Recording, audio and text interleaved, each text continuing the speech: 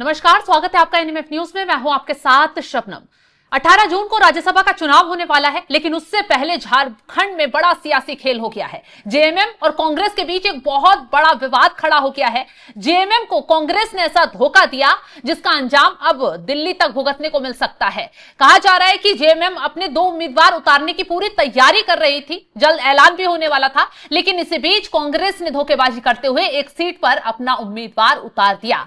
जैसे ही ये ऐलान होता है वैसे ही जेएमएम भड़क उठी। जेएमएम ने सीधा सीधा कहा कि कांग्रेस ने हमारे साथ धोखेबाजी की, हमने कांग्रेस पर भरोसा किया, लेकिन जब उसके पास बहुमत के लिए संख्या बल भी नहीं है, उसके बावजूद उसने एक उम्मीदवार खड़ा कर मैदान में खेल ही बिगाड़ दिया है। तो आज इसी पर चर्चा करेंगे। चर्चा के लिए मेरे साथ वरिष्ठ पत्रकार पंकज प्रसून जी जुड़े हुए हैं। सर, राज्यसभा चुनाव से पहले तो झारखंड में खेला ही हो गया।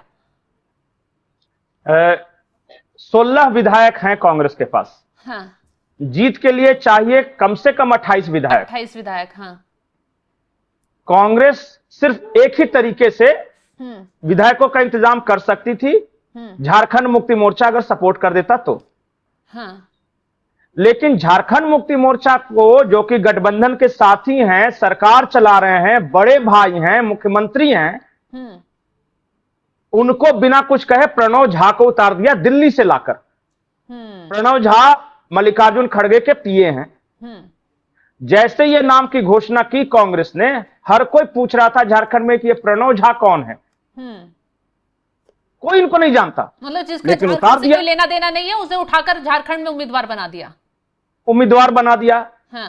कांग्रेस के विधायक भी प्रणव झा के पक्ष में नहीं हैं। तो लेकिन पार्टी ने कर लिया तो कर। ऐसा क्या था? नहीं, कांग्रेस शुरू से अड़ी हुई थी कि एक सीट मुझे दो। हाँ। और एक सीट झामुमो तुम लो। लेकिन झारखंड मुक्ति मोर्चा का कहना था कि भाई हमारा 34, हाँ, तुम्हारा 16, और बराबर बराबर बांटने की बात कर रहे हो, हम बांट भी ले, लेकिन तुमने हमारे साथ क्या किया। अब मैं बताता हूं, पहला धोखा नहीं किया था, कई धोखे दिए हैं झारखंड मुक्ति मोर्चा को। सबसे पहले बिहार विधानसभा चुनाव, झारखंड मुक्ति मोर्चा वहां ट्राइबल सीटों पर लड़ना चाहती थी। हाँ। कांग्रेस और आरजेडी ने कहा कि जरूर देंगे, आप हमारे पार्टनर हैं, ऐसा कैसे हो सकता है नहीं देंगे। अंतिम दिन तक टालते रहे, नॉमिनेशन का अंतिम दिन, और बाद में आरजेडी और कांग्रेस ने घोषणा कर दी अपने सीटों का, और झामुमो को कहा कि तुम क्या हो, बिहार में तो तुम्हारी कोई औकात ही नहीं है। अब ऐसे समय पर एक भी सीट नहीं दी कि बेचारा नॉमिनेशन में नहीं करा सकता, चाह के भी कैंडिडेट नहीं उतार सकता। तो उस वक्त झारखंड मुक्ति मोर्चा ने कहा था कि पीठ में छुरा मारा। याद रखेंगे इस बात को। एक धोखा हुआ। दूसरा धोखा, असम विधानसभा चुनाव। असम में गए झारखंड मुक्ति मोर्चा वाले चुनाव लड़ने, पीछे से कांग्रेस ने झारखंड के ही कांग्रेस नेताओं को भेज दिया, और झारखंड के कांग्रेस नेता जो कि हेमंत सोरेन मंत्रिमंडल में शामिल है, मंत्री हैं, वो जाके असम में कह रहे थे किसी को वोट देना पर झामुमो को मत देना। मतलब जेएमएम का ही विरोध करने लग गए, उन्हीं की सरकार में मंत्री रहते हुए। जेएमएम का ही विरोध करने लगे। बीजेपी के करते तो फिर भी चल जाता, वो तो शुद्ध रूप से हेमंत सोरेन और कल्पना सोरेन का विरोध कर रहे थे कि किसी को दे देना पर जेएमएम को मत देना। झारखंड मुक्ति मोर्चा ने कहा कि वाह क्या पार्टनर है, यहां सरकार बना रहा है, और वहां ये देखिए। अब आते हैं तीसरा धोखा, बंगाल चुनाव। 283 सीटों पर लड़ी कांग्रेस। हाँ। हर किसी को पता था कि कांग्रेस हारने वाली है, कहीं नहीं है। झारखंड मुक्ति मोर्चा को जंगल महल अगर ट्राइबल इलाके वाला दे भी देती तो कुछ बिगड़ना नहीं था, ऐसे भी तो जीरो ही आया। लेकिन नहीं दिया, और हेमंत सोरेन चल गए तृणमूल कांग्रेस का प्रचार करने, कांग्रेस का नहीं, टीएमसी का। तो ऐसा कैसा गठबंधन है भाई कि बिहार में धोखा मिल रहा है, असम में धोखा मिल रहा है, बंगाल में पता चला कि जो कांग्रेस के खिलाफ लड़ रही है टीएमसी, उसका प्रचार करने चल गए। अब आते हैं झारखंड। क्या मजबूरी है?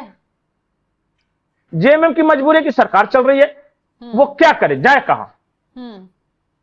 तो सरकार तो अगर अकेले बाकी निर्दलीयों के साथ मिलकर भी चलाएं तो चल सकती है, क्योंकि 34 तो है ही। अब आते हैं, आपका जो क्वेश्चन है बहुत इंटरेस्टिंग है, बहुत अच्छा, मैं यहीं पे आ ही रहा था। बहुमत के लिए जो चाहिए आंकड़े है वो है 43। हाँ। झारखंड मुक्ति मोर्चा के पास है 34। 4 और आरजेडी का जोड़ लीजिए हाँ। तो हो गए 38। 2 कम्युनिस्टों का जोड़ लीजिए हो गए 40। हाँ। और 2 निर्दलीय हैं सरयू राय और जयराम महतो, हाँ। हो गए 42। एक कम रहा है अगर कांग्रेस हट जाए तो। और इंटरेस्टिंग बात यह है कि जैसे ही हेमंत सोरेन कहेंगे कि अब हम अपनी सरकार बनाएंगे कांग्रेस के बिना, वैसे ही कांग्रेस के ही कुछ लोग टूट के चले जाएंगे। एकदम 100% फिक्स है। 4-5 तो रेडी बैठे हुए हैं।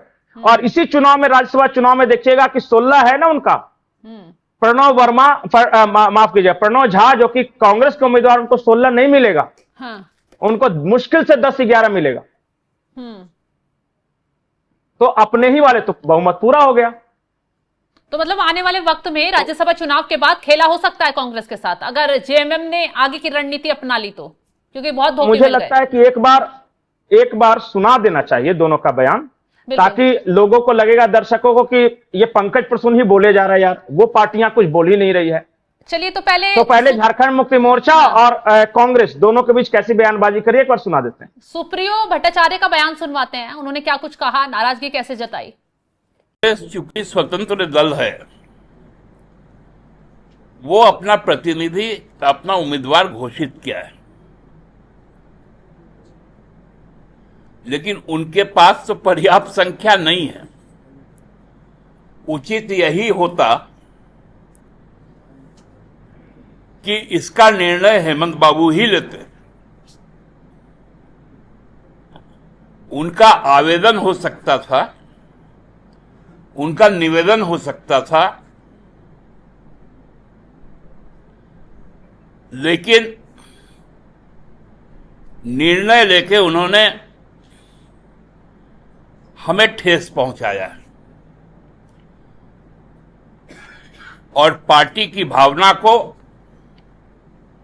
हेमंत बाबू समझते हैं और उचित निर्णय लेंगे। तो अब आपने सुन लिया, चीजें क्लियर हो गई। अब सुनिए प्रदीप यादव का बयान, कांग्रेस के नेता हैं, वो क्या कुछ कह रहे हैं। जब उन्होंने उम्मीदवार उतार दिया तो कैसे चीजों से, सवालों से बचते नजर आ रहे हैं, जवाब भी गोलमोल दे रहे हैं। सुनिए क्या कह रहे हैं। देखिए, सबके मन में जो बातें हैं वो अपनी बात कहते हैं, उसमें कोई ऐतराज नहीं है।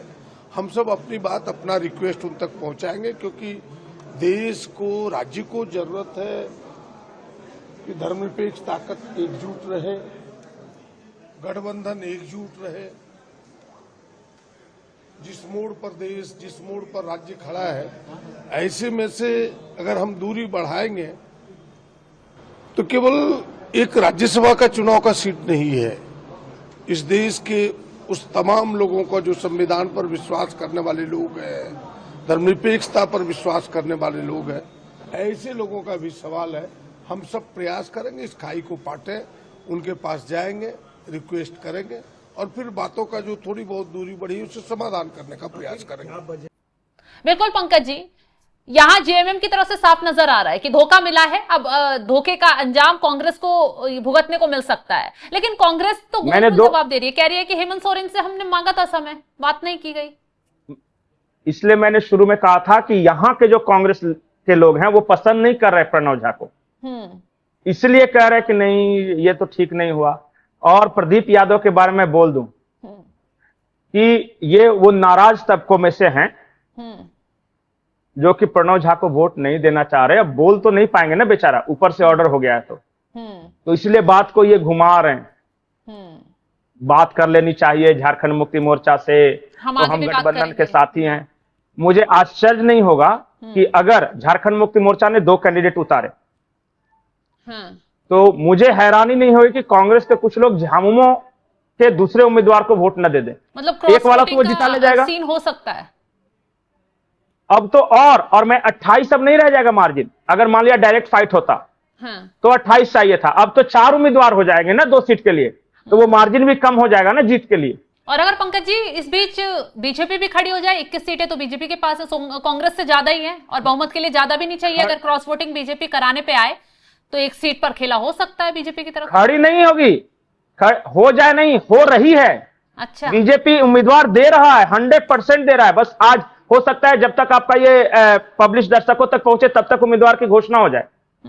नितिन नवीन आज आ रहे हैं, 11 साढ़े 11 बजे उनकी बैठक है विधायकों और सांसदों के साथ। उसके बाद कभी भी घोषणा हो सकती है। तो मतलब बीजेपी तो उतार ही रही है। हाँ, एक सीट तो क्लियर है, सीट जेएमएम के और खाते 4 में जाएगी, उम्मीदवार। लेकिन दूसरी सीट पर खेल हो सकता है। 2 सीट 4 उम्मीदवार, जिसमें एक सीट जेएमएम की पक्की। हाँ। अब बाकी के जो सीट है, जिस दूसरे सीट के लिए 3 उम्मीदवार। तो बचा कुचा देख ले किसके पास कितना है। बीजेपी के पास कितना है मैं बता रहा हूं, 21 बीजेपी का है। हाँ। 1 लोजपा का है, 22 हो गए। आजसू का 1 है, 1 है। हाँ। 23 हो गए। हाँ, एक सरयू राय निर्दलीय हो सकता है कि एक जेडीयू दे का दे। भी है। जेडीयू का यहां पे नहीं है। अच्छा, नहीं सांसद हैं वो सांसद हैं। हाँ, वो वोट दे सकते हैं किरू महतो। हाँ। तो ये चल रहा है। तो जब सांसदों के वोट, विधायकों के वोट सब अगर मिला के देखेगा तो बीजेपी के पास भी ठीक ठाक नंबर 24 बैठ जाते हैं टोटल। 24 नहीं, 4 चाहिए बीजेपी को सिर्फ। 4 चाहिए और जब 4 जाते हैं मिलाकर टोटल। हाँ 28 के लिए 4 चाहिए, तो 28 रहेगा तब ना। अब तो ज्यादा उम्मीदवार रहेंगे तो मार्जिन कम तो रहेगा। बिल्कुल। अब उसमें 1-2 का व्यवस्था करना है। हाँ। अब इंटरेस्टिंग देखिए कौन जीतता है। खैर ये तो जो देखना मेरा दिलचस्प मेरा होगा। मेरा जो अनुमान है 1 जीत रही है जेएमएम श्योर शॉट। और 1 जीत जाएगी अगर कांग्रेस ने उम्मीदवार दिया, जो कि दे चुके हैं। अगर कांग्रेसियों ने अपने उम्मीदवार को वोट दिया तो दूसरी सीट बीजेपी जीत जाएगी। हाँ, कांग्रेसियों ने प्रणव झा को भगाया लात मार के और सारा जेएमएम को दे दिया, तब जेएमएम जीतेगा। कांग्रेस के जीतने का तो कोई चांस ही नहीं, दूर दूर तक नहीं। और तो चुनाव के बाद असली खेला होगा। हाँ, तो मतलब देखते जाइए। आने वाले वक्त में झारखंड में बहुत सारी चीजें बदलती नजर आ सकती हैं। बदलती क्या, मैं एक लाइन में बता रहा हूं कि आज जैसे ही कैंडिडेट की घोषणा होगी मैं बता दूंगा कि यह गठबंधन रहेगा कि नहीं। कल्पना सोरेन को अगर बनाया तो यह सरकार नहीं रहेगी। राज्यसभा चुनाव के बाद कोई और सरकार बनेगी, कांग्रेस टूटेगी, इस बात की भी गारंटी है। हेमंत सोरेन ही मुख्यमंत्री रहेंगे, इस बात की गारंटी है। हो सकता है कि बीजेपी के समर्थन से सरकार बना ले, कौन जानता है। खैर ये तो देखने वाली बात होगी क्या कुछ राज्यसभा चुनाव के बाद होता है, क्योंकि अभी राज्यसभा चुनाव को लेकर पेच फंसा हुआ है। एक सीट तो जेएमएम के खाते में पक्की है, लेकिन दूसरी सीट पर कौन बाजी मारेगा, कौन खेल करेगा, ये देखना दिलचस्प होगा। और फिर इस चुनाव के नतीजों के बाद इस गठबंधन में क्या कुछ देखने के लिए मिलेगा, जेएमएम और कांग्रेस के बीच क्या होगा, क्योंकि आपस में मतभेद पैदा हो गए हैं। तो अब ये तो वक्त ही बताएगा। फिलहाल इस खबर को लेकर आप क्या कुछ राय रखते हैं, कमेंट बॉक्स में जरूर बताइएगा। और तमाम बड़ी खबरों की अपडेट के लिए आप हमारे साथ जुड़े रहें। नमस्कार।